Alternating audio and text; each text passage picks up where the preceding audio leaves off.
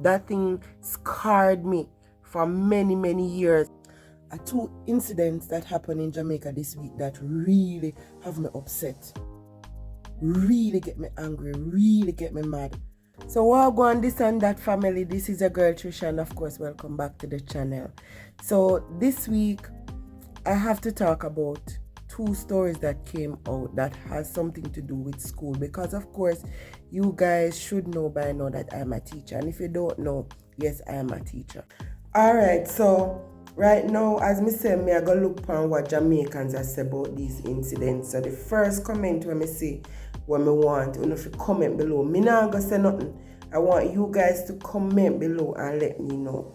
This comment says, that's what they learn from the songs Jamaican adults portray.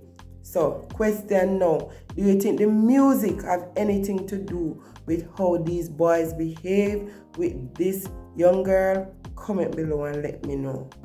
Alright, so this comment now say, this are not new.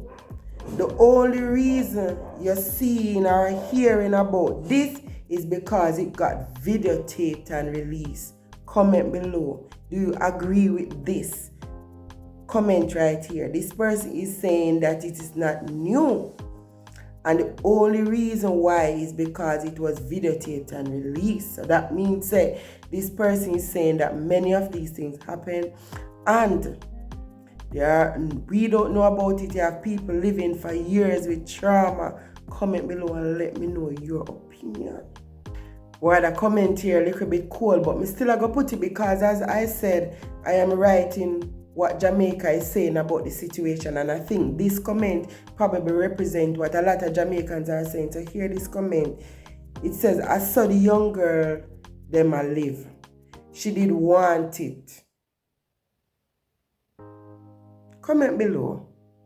Just let me know what you think about that comment. Alright, so this comment says the fact that they are all so young. At such a young age, you are already going down the wrong path. Serious, you know? This is very, very serious. Yeah, so the incident with the young lady, I don't know, it really hit me hard. It really hit me hard. And, you know, it brings me back to a time in my childhood where I actually, you know, witnessed something like that. So I was living in a community where it was a board house, right? I was home alone and I heard some whole heap of things going on next door to me, like on the other side. When I started listening, I heard her crying out. They were playing the music loud, you know, but under the music I could hear her crying. And me with my curiosity now, because there was a crack in the board house, I just decided that, you know what, I'm going to peep. And I witnessed all of that. It was horrible. One after the other, they went in. One after the other. They destroyed her.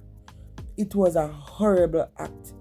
And I mean, it took me years upon years for me to be able to deal with the trauma that I went through, just being able to hear and see a part of that.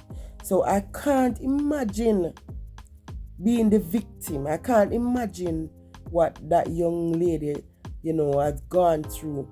And the effects, you know, the effects are going to be psychological, physical, mental, social, you know. This is something that she's gonna have to deal with for life, you know. And just imagine now this thing come out and your face is there.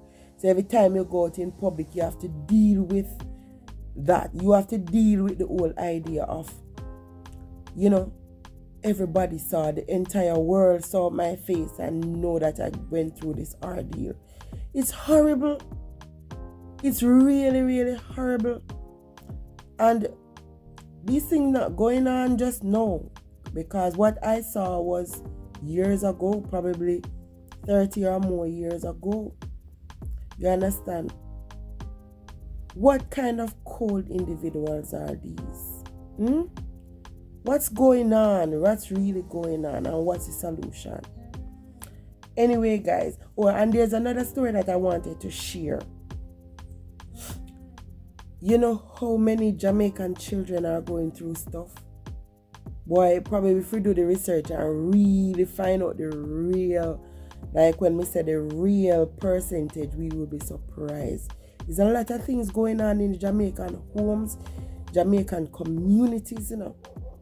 I remember when I was a child going to primary school, I had this best friend.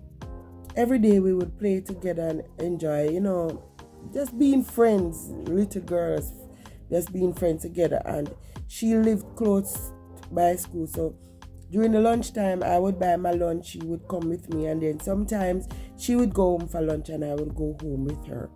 Which now when I reflect on it, that was a bad thing for me to be going home with her. And her mom would be there, and I knew her mom very well, and she treated me very well. So sometime when we went home, both of us had lunch and we would go back to school and all was well. This particular day in questioning now, I went home with her, and guess what happened? Her father was there. Of course, I'm a child, so I wasn't there like thinking anything. So we're there running around, skipping around, waiting, because her mother was in the front part of the house cooking, and the father called me, and I went to him and he said, come, let me clip your fingernail.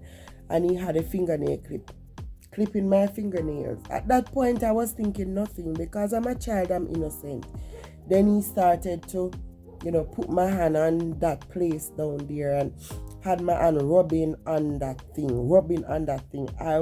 I mean, I was there, nervous as hell, and he was just looking in my eyes, you know, in a little nasty way, you know, like it was such a bad experience.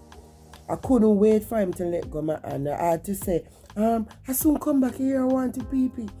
And I run through the door and straight out of that house. I didn't even have the discussion with my friend as to what was going on, because I was, as I told you, I was very young at the time, probably around 8, 9, thereabout. So these things are happening, and how many of our children are facing different things. Because when I went home, I didn't tell my mom. Up to this very day, I haven't told her, and I mean, she's deceased now, to show you how many things our children are probably holding back from us. How many of them have been traumatized terribly, and they're afraid to go to their parent and say, this is what happened. It was just last week that I was listening to a video of a young lady who was traumatized by her so-called aunt when she was very, very young. And I find that a lot of these persons are coming out now, and they are sharing their experiences of what took place with them. We have to make Jamaica a safer space. Safer space for our children and our young people. We have to be vigilant, and we have to open our eyes, because sometimes it's not who we think gonna do such things. They are the ones who are doing such things. So we have to have our eyes open. You know what I mean? And then the whole situation of with the young boy who was bullied, crazily beaten, stepped upon, boxed, kicked down, and all of those things. I don't care what he did. What would cause other children to do him like that? It's a terrible, terrible society that we're living in now. And me being a classroom teacher and teaching young children, even in my classroom sometimes I see some of these violent behaviors taking place. Violent, when I say violent, I mean violent. Kicking down each other, boxing each other, just looking at each other and, you know, doing stuff. You know, I don't know. We have a part to play in our little spaces, in our little communities, in our little groups, you know. a little goes a long way. And sometimes, you know, we might feel helpless, like we can't be a part of the voice, or a part of the change, or a part of the help. But we can definitely be a part of the change. Don't forget to like, share, and subscribe, and leave a comment on this video.